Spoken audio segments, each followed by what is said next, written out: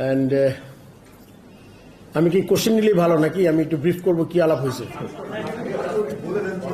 একটু লম্বা হয়ে যায় আর কি, আমি ব্রিফ করলে আবার কোশ্চেন নিলে কি জিনিসগুলো।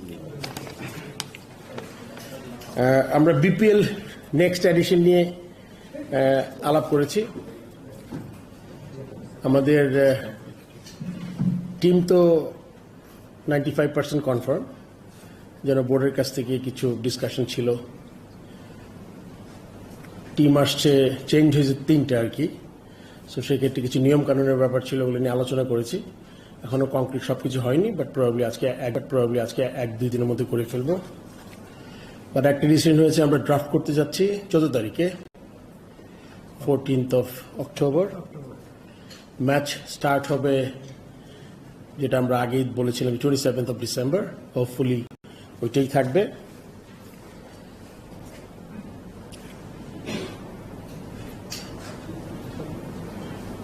আমরা বলেছিলাম আমার প্রথম প্রেস কনফারেন্সে যে একটা খুব র ট্যালেন্ট দেখার মতো একটা স্কোপ, 3rd ডিভিশন কোয়ালিফাইং যেটা বলি আমরা, ওইটার ব্যাপারেও ডিসকাশন করেছি।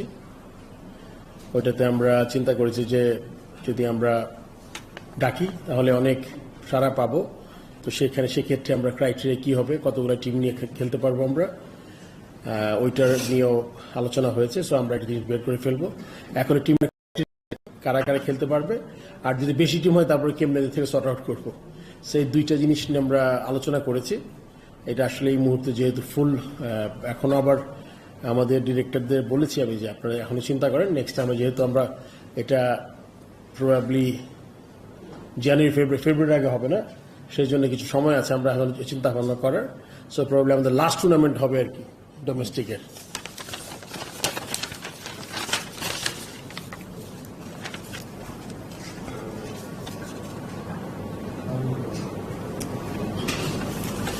আমাদের গ্রাউন্ডসের ব্যাপার বলবেন আপনি? আমাদের ওই দীর্ঘদিন আমাদের কিছু গ্রাউন্ড স্টাফ, যেটা আমার আরেকটা জায়গা 6 থেকে 10 থেকে 14 করে একটা তাদের পার্মানেন্ট করার চিন্তা ভাবনা করেছি এবং হয়ে যাবে আশা করি। আর আপনি জানেন তার আগে যারা জয়েন করেছে তারা হয়তো 1-2 বছর পরে 6 বছরে ঢুকবে, আর তারপরে যারা আছে 7-8 বছর তারা 10 বছরে ঢুকবে। সো 2টা ক্রাইটেরিয়া হয়েছে। ওখান থেকে আমাদের যারা 10 থেকে 14তে ছিল তাদের 10% 15% বেশি এদের থেকে ইনক্রিমেন্ট হয়ে তারপর এটা পার্মানেন্ট হবে। এর সাথে আপনি মনে করেন এদের, আপনি জানেন যখন পার্মানেন্ট হয় বেশ কিছু জিনিস লাইক হয়, যেমন আপনার ইন্স্যুরেন্স থাকতে হয়, তারপরে আপনার প্রভিডেন্ট ফান্ড হয়তো হবে কিছু, আর ফ্যাসিলিটি কিছু বাড়বে আর কি। সো বোর্ডের কিছু মানে অতিরিক্ত ব্যয় হবে। সো অসুবিধা নাই। আমার মনে হয় they are one of the very important stakeholder of the game. And আমরা মনে করেছি যে প্রথম থেকেই আম্পায়ার্স, কিউরেটার, গ্রাউন্ডস, কোচেস এদের দিকে আপনি নজর দেবে, এটা একটা কারণ ছিল।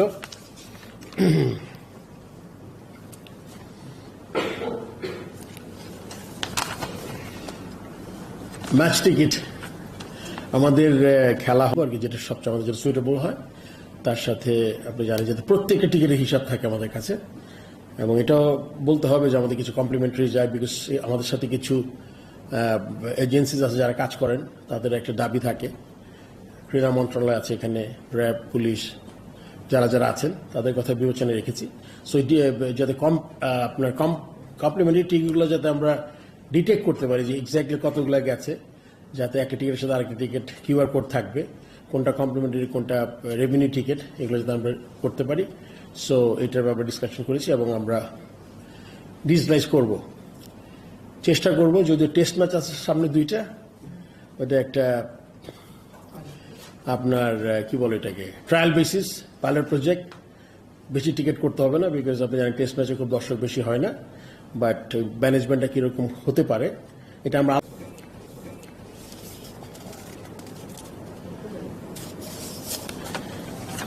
আম্পায়ার চেয়ারম্যান আছে এখানে, সেও বেশ কিছু আম্পায়ারিং আমার মনে হয় লাস্ট 1-1.5 বছরে ইমপ্রুভ করেছে। তো হ্যালো বললো নাকি কেউ? ও আচ্ছা, আমাকে হ্যালো বলছে। সো আপনার ওই সো আম্পায়ারিংটা যাতে আরেকটা ভেরি ইম্পর্টেন্ট গ্রেডিং মানে stakeholder for the game. So এখন যেহেতু কিউরেটেডটা হয়েছে আম্পায়ারিং আমরা খুব মানে খুব স্ট্রংলি নজর দিচ্ছি অ্যান্ড এই জায়গাটা ইমপ্রুভ করা খুব জরুরি। আপনি জানেন মানে একটা খুব ভালো প্লেয়ার ইনটেনশনালি আনইনটেনশনালি যদি রেগুলার শিকার হয় খারাপ আম্পায়ারিংয়ের, তাহলে তার জন্য কিন্তু খুব ডিফিকাল্ট হয়ে যায়। সো ওই জন্য আমরা চেষ্টা করেছি, হিউম্যান এরর তো থাকবেই, ওইটুকু হাতে রেখে যতটুকু ইমপ্রুভ করা যায় ওটা আমরা করব। আর আমাদের জন্য আরেকটা প্রসঙ্গ আছে সাকিব আল হাসান, সেটা ইটস এ মিক্সচার। আজকে আপনারা সবাই অনেকে নিউজ করেছে বাংলাদেশ ক্রিকেটের এক মোর দেন এ লেজেন্ড, সে একটা দুটা ফরম্যাট থেকে বিদায় নিতে চাচ্ছে। ওইটা আমি আমার ডিরেক্টর সবাই জানে, বাট আমিও তাদের ইনফর্ম করার চেষ্টা করেছি। আমার সাথে গতকাল গত পরশু 2 দফায় আলোচনা হয়েছে। তো এটা আমার নতুন নেই, সাকিব ওর আমি কি হেল্প করতে পারি আমরা চিন্তা করেছি যে কনস্ট্রাকটিভ ওয়েতে, নট লাইক 2 লাখ 5 লাখ টাকা দিয়ে দিলাম, তাতে করে আসলে খুব বেশি হবে না, আরেকটু বেটার কিছু করা যায় কিনা চিন্তা করেছি। আরও একটা ছেলে চোখে ব্যথা পেয়েছে, এরকম আর কি 2-3টা জিনিস ছিল। স্কোরার তো একটা মারা গেছে, আরেকজন ছিল। সো এই জিনিসগুলো অনেকগুলো ব্যাপারই ছিল। সেই মোটামুটি আজকে আমাদের এই আলোচনা হয়েছে। এখন যদি আপনি কোশ্চেন করতে চান, মানে এইটা একটু শর্ট করলে ভালো হয়, আমার আজকে রিকোয়েস্ট। ঠিক আছে, হ্যাঁ বলো। সাকিবের সাথে আপনার যে কথাটা হচ্ছে সাকিব সেটাই বলেছেন, এর পরবর্তীতে আপনাদের স্ট্যান্ড আসলে কি হতে যাচ্ছে? যে ও বলছে যে যদি সে নিরাপত্তা এক্সপেক্ট করছে, নিরাপত্তা পেলে ঢাকায় শেষ টেস্ট খেলতে চায়, বিসিবির আসলে পুলিশ বা র্যাব এটা আসলে এটা আমার হাতে না, আমাদের বাড়তে পারবো না। বোর্ড থেকে আমরা কি করতে পারি, বিকজ আমরা তো আসলে এরকম একজন ব্যক্তিগত মানুষকে নিরাপত্তা দেওয়ার মতো আমাদের ইয়ে নাই, মানে কি বলবো, অ্যাবিলিটি নাই আর কি। Board next.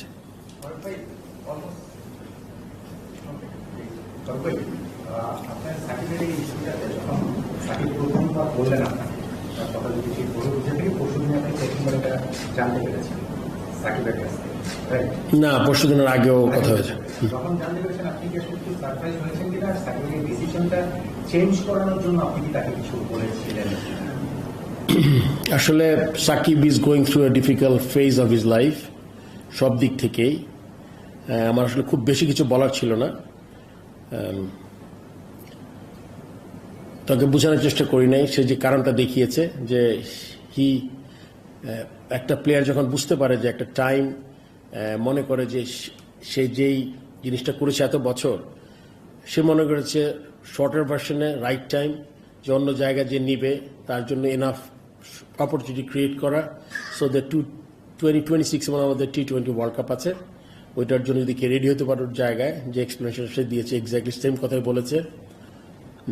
টেস্টের ব্যাপারে সে খেলতে চেয়েছিল, যেটা ঢাকা থেকে সে করতে চায়, এটাতে আমি সম্মান জানিয়েছি।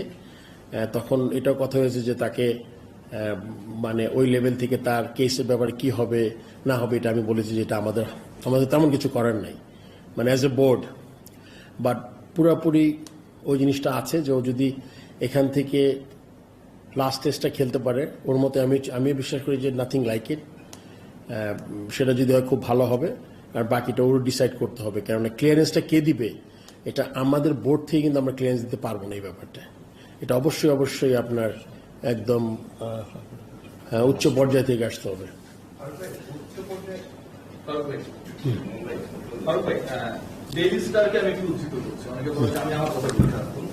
এই মুহূর্তে বাংলাদেশে বাস করার নিরাপত্তা দেখছেন না সাকিব আল হাসান, তিনি যে বক্তব্যটা দিয়েছেন সেটাকে তারা সামারাইজ করেছে এবং এটা টাইটেলে লিখছেন দেশে নিরাপত্তা ও দেশ থেকে নিরাপত্তা না পেলে, মানে দেশে আসার এবং দেশ ত্যাগ করার নিরাপত্তা না পেলে কানপুরি সমাপ্তি সাকিব আল হাসান। আমার প্রশ্ন এক নম্বর হচ্ছে, এই মুহূর্তে বাংলাদেশকে আপনি অনিরাপদ মনে করেন কিনা? না অবশ্যই না, আমি তো মনে করি আমরা এখানেই থাকি। এখন কার জন্য নিরাপদ কার জন্য অনিরাপদ এটা একটা আপেক্ষিক ব্যাপার আর কি। আমি মনে করি যে আপনি জানেন সাকিব